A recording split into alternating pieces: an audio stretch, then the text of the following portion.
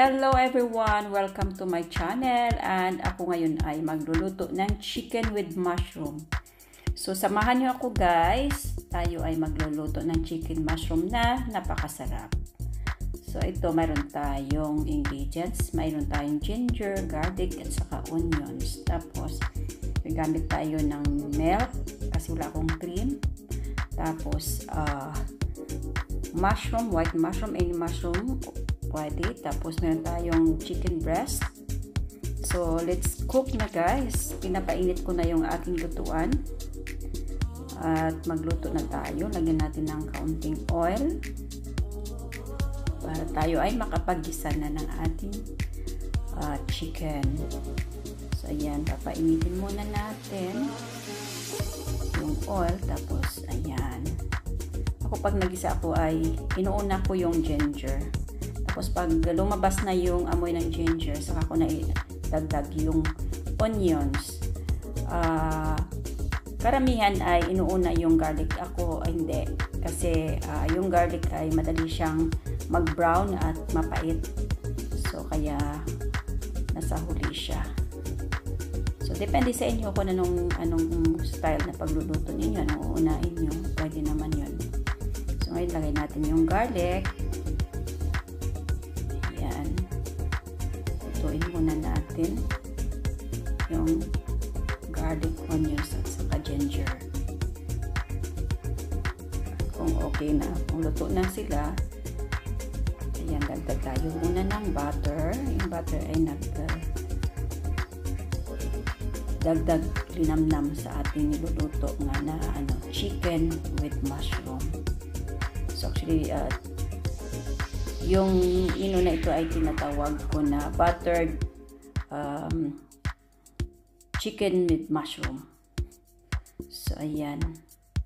So maya pwede na natin ilagay yung chicken natin. Yung gamit ko ay chicken breast. Pwede naman kayo magamit ng kung anong party ng chicken. Sa akin lang chicken breast. Yung breast fillet. Ayan. So igisa siya natin. Igisa lang siya natin hanggang mag-brown siya. Lulutuin natin muna bago tayo magdagdag ng ibang ingredients. So, yan.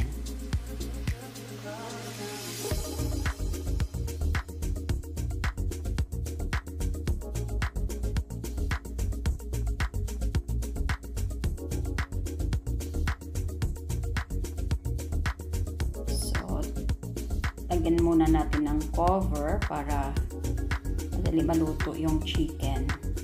Madali siya mag-brown. So, ayan. Brown na siya konti. Halu-haluin lang natin. Importante na halu-haluin para even yung pagkaluto ng ating chicken. So, yung ibang party ay medyo pinkish pa. Kaya kailangan natin haluin. Even yung pagkaluto. So yan, takloban natin ulit. Lutuin pa natin siya ng few minutes. Ayan. Ayan na siya.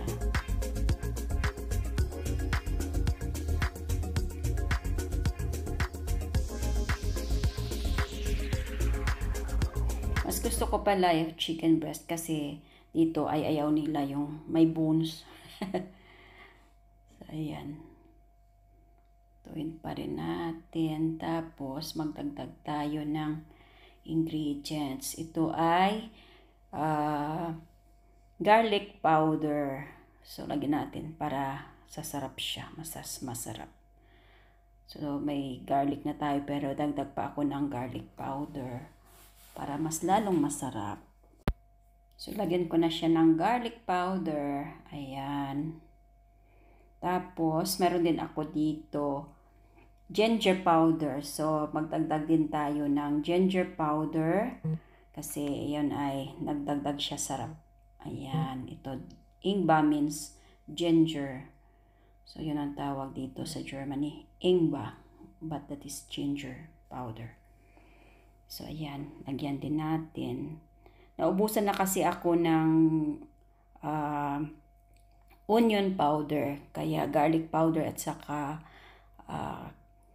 ginger powder na lang yung nilagay ko. Pero pag mayroon ka, pwede mong lagyan. So, ayan. Tapos, paglagay tayo ng rosemary. Ito ay nagdagdag sarap at nagpapabango sa ating chicken. Ayan. So, lagyan din natin siya ng rosemary na dried. Pwede tayo maglagay ng fresh. Depende sa inyo. So, medyo mahirap i-open yung aking rosemary. Mix natin muna.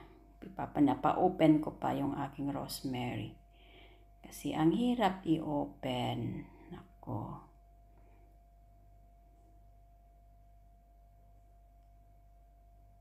Ayan na siya. So, lagyan na natin ng rosemary ito. Ayan. Para mas lalong sumarap yung ating niluluto. Kung mayroon kayong fresh rosemary, mas maganda. Pero sa akin ay dried rosemary po. Okay na din siya. Ayan. Haluin na natin para ma-distribute yung rosemary sa chicken natin.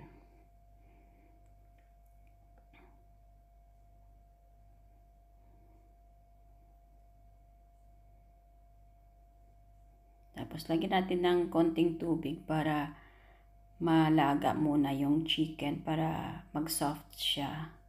Kaunti lang. Hanggang ma-absorb na yung chicken, yung water at ma-reduce na yung water. Saka tayo magdagdag mamaya ng milk. Yung condensed milk pala dito guys ay para siyang evap milk. Yun ay ginagamit sa coffee. Usually ginagamit ko ay cream. Muna wala na ako ng cream. So yan. Ayan, tingnan nyo. Na siya. Nag-boiled na siya. So, ayan na yung milk natin. So, parang ano siya, iba. Pero condensed milk tawag dito. Nilalagay yan dito sa kape. So, first, lagay na natin yung mushroom. So, any mushroom of your choice, pwede. Pwede yung brown mushrooms, any mushroom. So, yung gamit ko ay white mushroom kasi ito yung available na nakita ko sa supermarket. So, ayan. Mushroom is my favorite. Lagi ako nagluluto ng garlic buttered mushroom kasi napakasarap. Minsan yun na yung lunch ko or sometimes ginagawa ko siyang snacks. Napakasarap ng mushroom. So, ayan. So, hindi na nahagip ng camera ko yung paglagay ko ng condensed milk. So, ayan. Pero may condensed milk na yan. Kayo na bahala umintindi.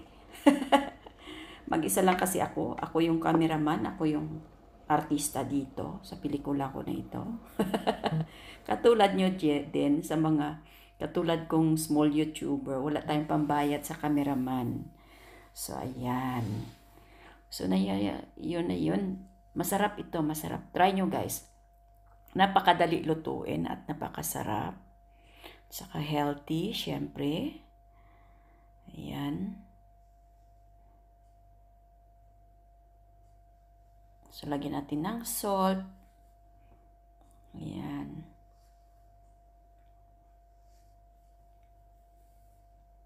Halo-haloin para mag-absorb yung salt.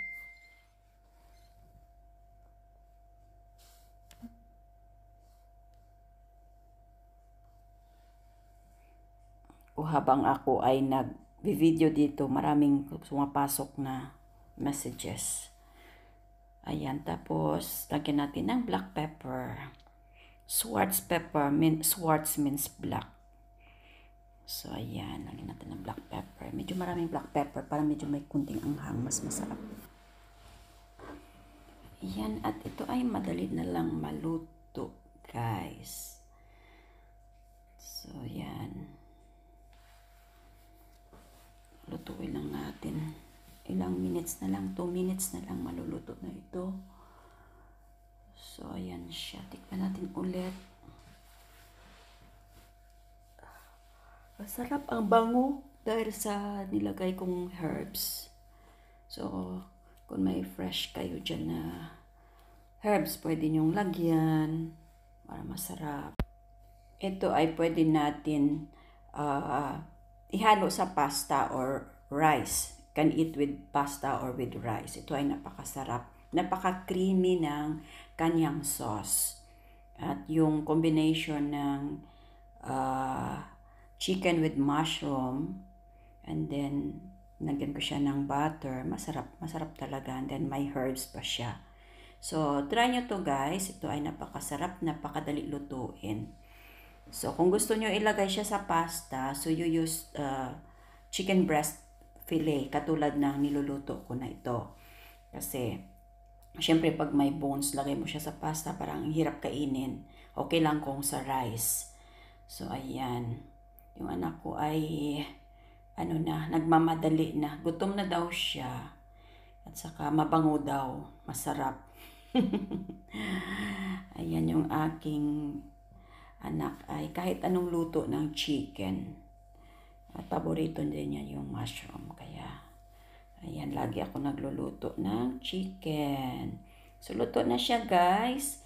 Ito na yung ating finished product. Ayan. Ang ganda, no? Sarap. Sa itsura pa lang, creamy na siya.